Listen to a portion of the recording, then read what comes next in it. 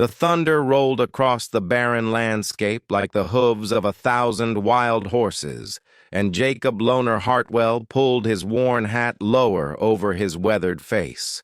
At 43, he'd learned that storms, both the kind that split the sky and the kind that split men's souls, were best weathered alone. His small cabin sat 3 miles outside Redemption Creek, far enough from the town's prying eyes and wagging tongues. Lightning illuminated the desolate plains as Jacob secured his horse in the makeshift stable. The wind howled through the gaps in the wooden planks, carrying with it the scent of rain and something else, something that made the hair on the back of his neck stand on end. He'd been a drifter for most of his adult life, moving from town to town, never staying long enough to form attachments or enemies. But Redemption Creek had been different. For 3 years now, he'd called this place home, though he kept to himself, trading his skills as a blacksmith for supplies and little else. "Hi, how are you? I'm interrupting quickly just to ask you to click on the like button and subscribe to the channel. This will help a lot. Thank you, and I hope you like the story." As he stepped toward his cabin, a sound cut through the storm. Faint, almost lost in the wind, but unmistakably human. A cry. A child's cry. Jacob froze, his hand instinctively moving to the Colt .45 at his hip. In his years of wandering, he'd learned to trust his instincts, and right now, every fiber of his being told him something was terribly wrong. The cry came again, carried on the wind from the direction of the old Brennan homestead, a ramshackle house that had been abandoned for years after old Samuel Brennan died, or so everyone believed. The rain began to fall in earnest as Jacob mounted his horse and rode toward the sound. The Brennan place loomed against the storm-darkened sky like a wounded animal, its broken shutters banging in the wind.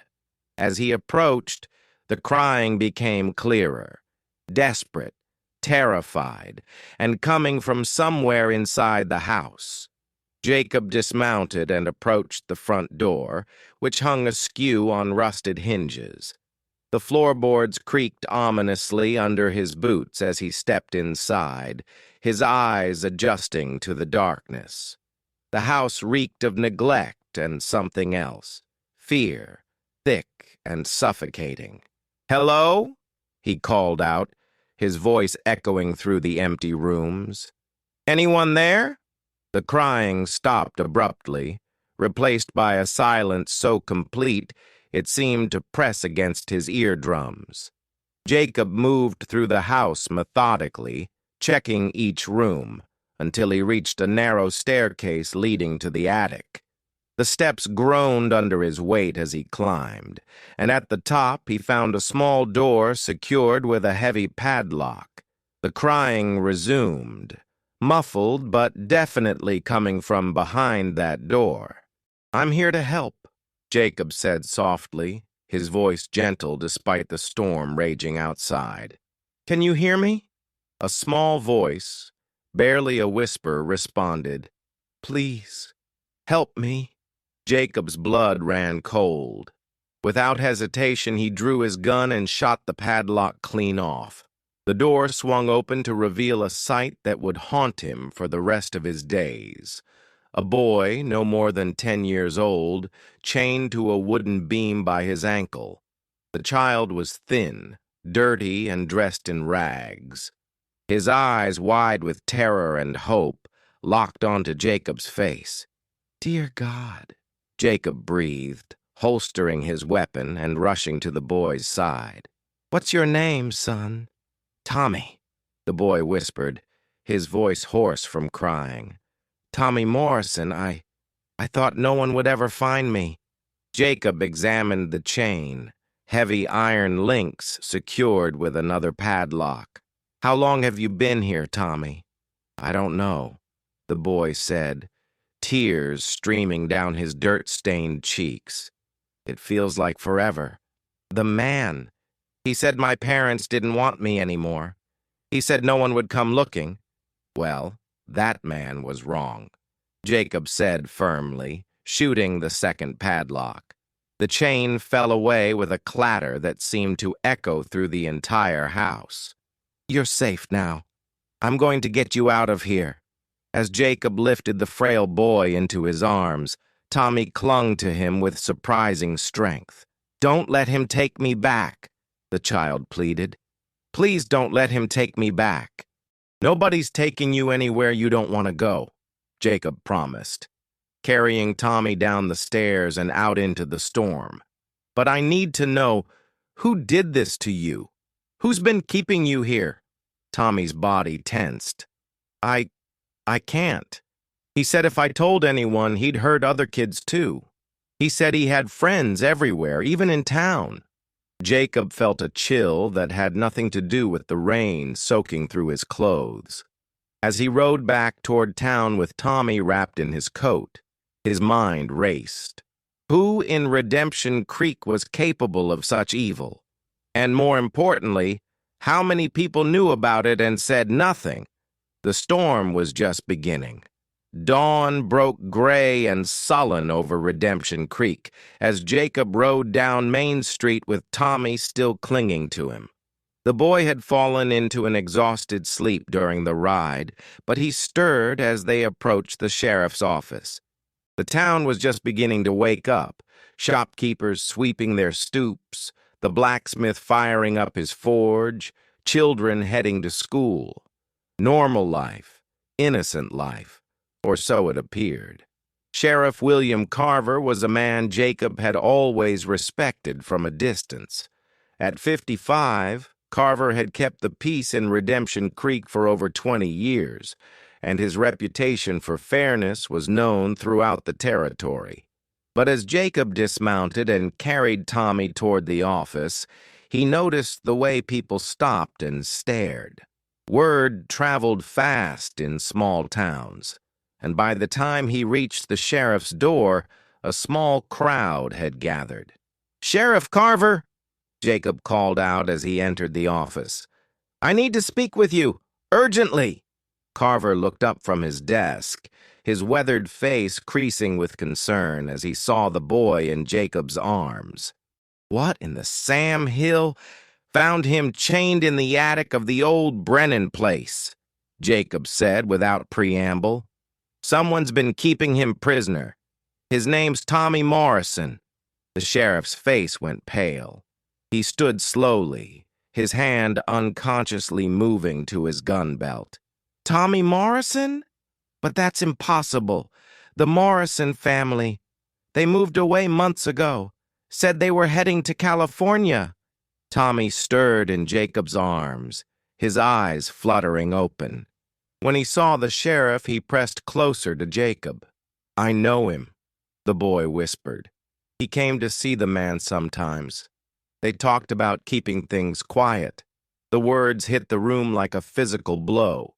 Sheriff Carver's face flushed red, then went white again. "Now hold on just a minute. The boy's been through hell," Jacob interrupted, his voice low and dangerous. "He needs a doctor, food, and safety.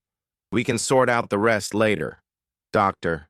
Elizabeth Hayes arrived within minutes of being summoned, her medical bag in hand and her face set with professional determination.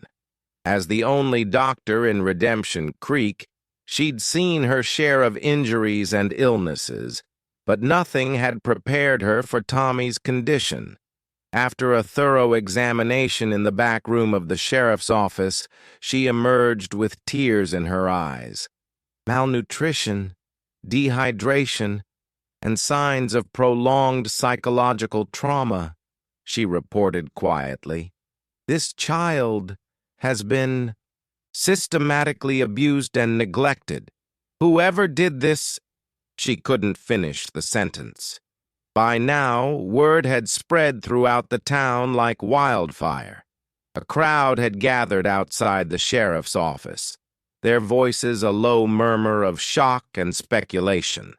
Jacob could see faces pressed against the windows, some curious, some concerned, and some fearful.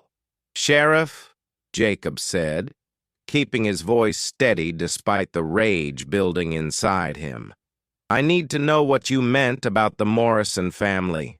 Moving away. This boy says he's been held captive for months." Carver shifted uncomfortably, avoiding Jacob's gaze. "The Morrisons, they came to me about 6 months ago, said they were having trouble with Tommy, behavioral problems, running away. They asked for help finding him when he disappeared, but then—" He paused, wiping sweat from his forehead despite the cool morning air. "Then they said they'd found him and decided to start fresh somewhere else. Packed up and left town. And you didn't think to verify that?" Jacob's voice was deadly quiet. "They showed me a letter," Carver said defensively. "Said it was from Tommy, saying he was happy and adjusting well to their new life. I had no reason to doubt." "Because you didn't want to doubt," Jacob finished. "Someone in this town has been holding that boy prisoner, and you've been helping them cover it up." The accusation hung in the air like smoke from a gunshot. Through the window, Jacob could see the crowd growing larger, faces he recognized from his occasional trips to town. The banker, the general store owner, the school teacher, all of them watching, waiting to see what would happen next. Tommy tugged on Jacob's sleeve. "The man who kept me," he whispered, so quietly only Jacob could hear. "He's out there, in the crowd. He's watching us right now." Jacob's blood turned to ice. He looked out at the sea of faces, trying to spot something, a nervous twitch, a guilty expression, someone trying too hard to look innocent. But all he saw were the concerned citizens of Redemption Creek, gathered to witness the unfolding drama. One of them was a monster, and that monster was watching them right now. "Sheriff," Jacob said, his hand resting on his gun, "I think it's time we had a town meeting. Get everyone together in the church. It's time for some truth-telling." Carver's face went even paler. "Now, Jacob, let's not do anything hasty.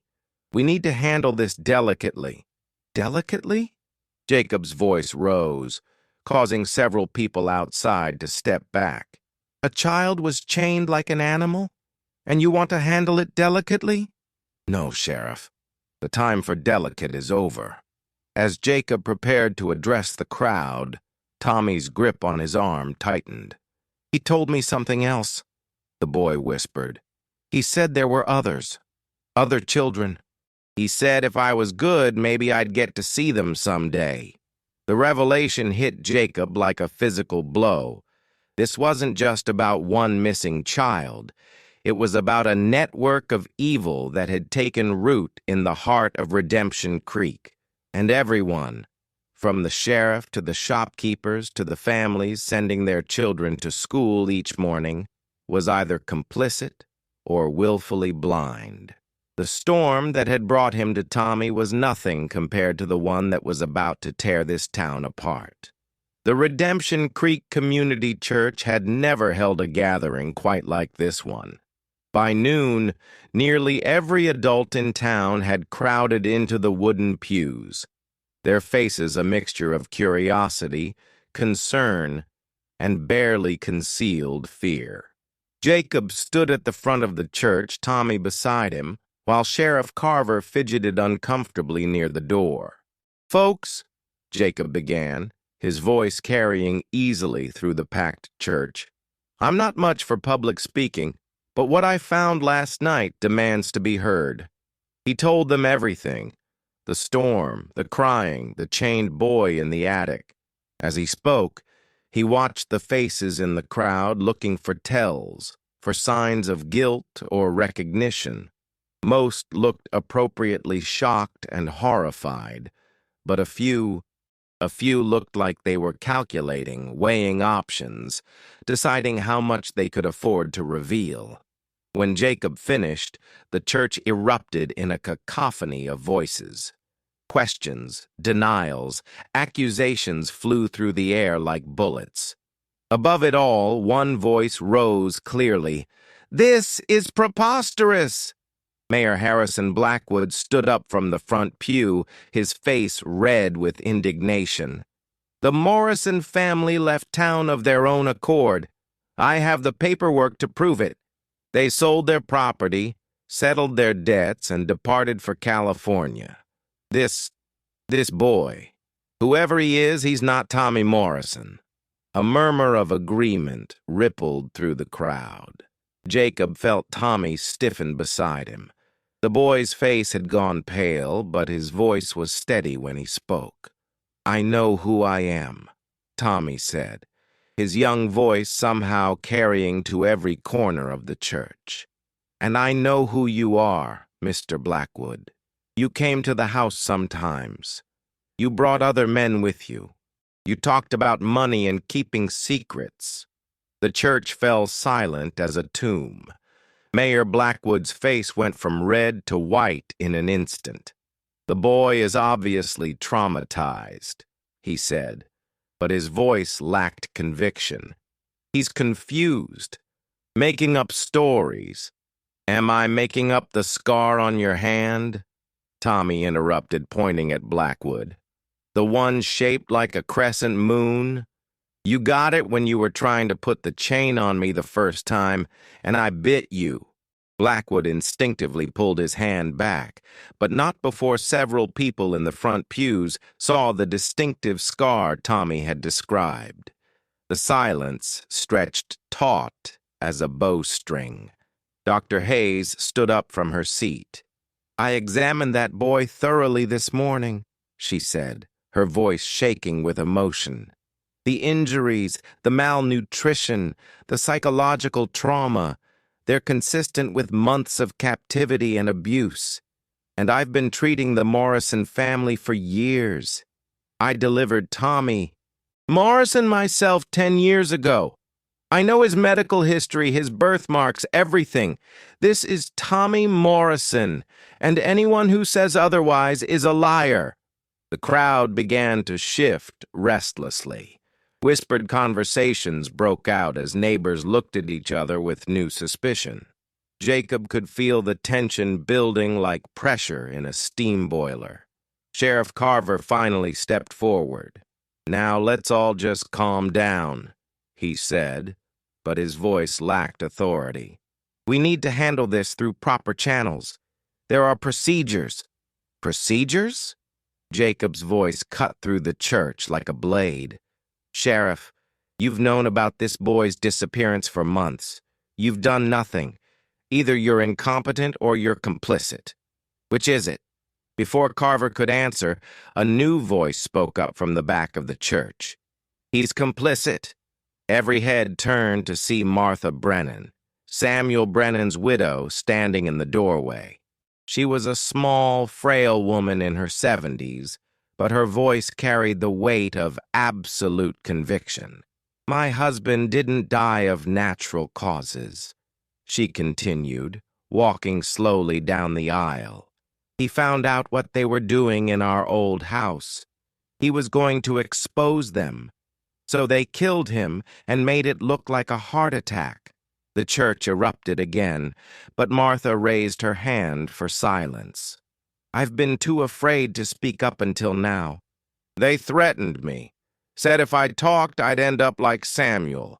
But seeing that poor boy," she looked at Tommy with tears in her eyes, "I can't stay silent anymore." "Who?"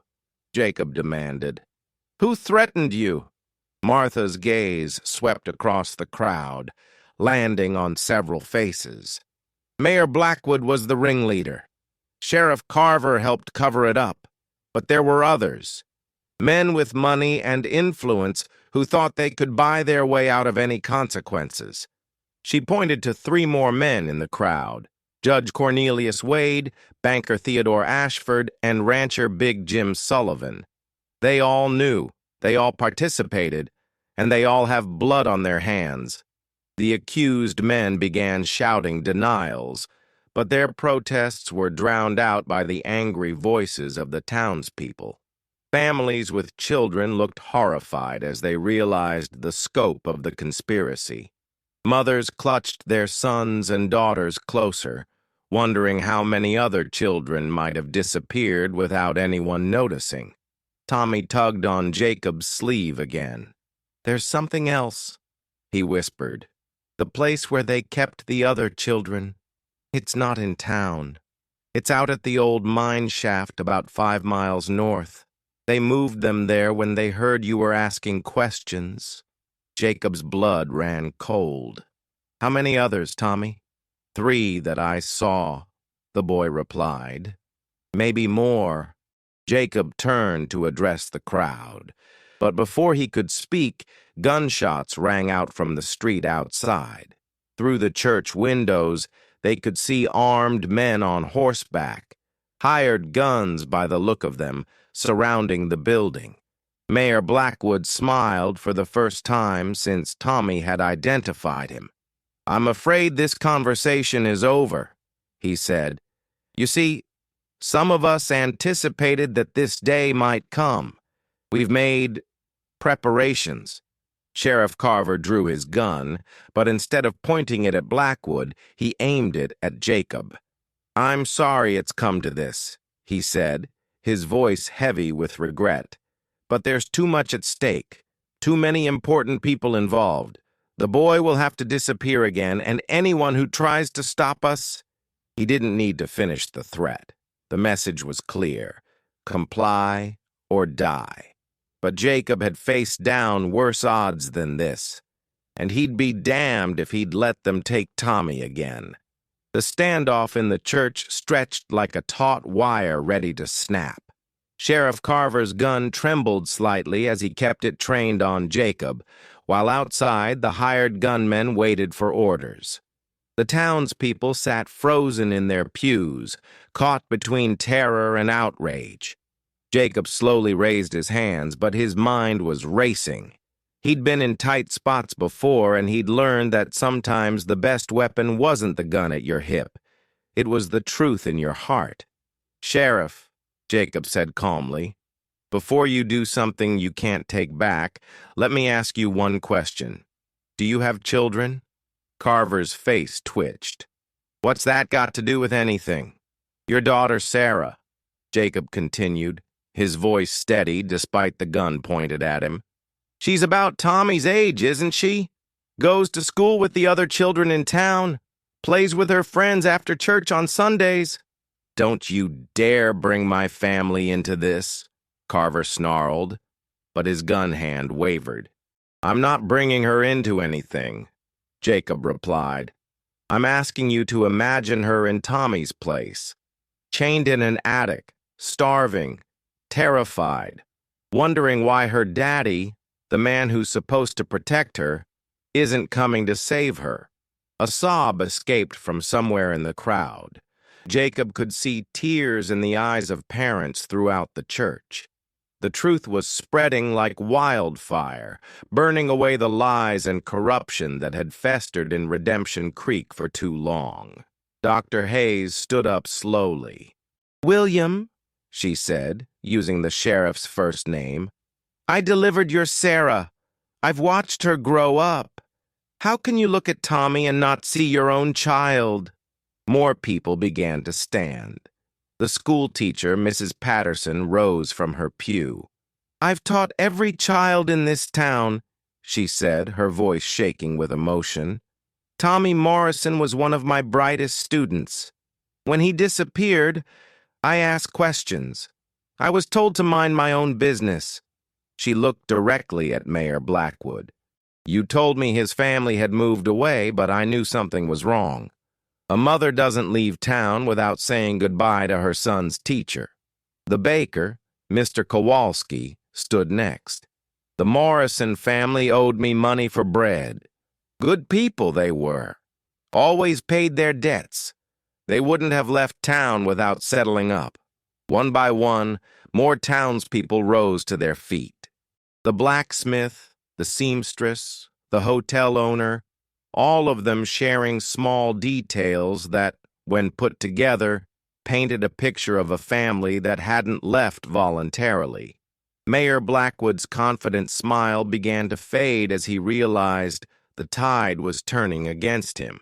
"Enough!" he shouted. "Sheriff, do your duty!"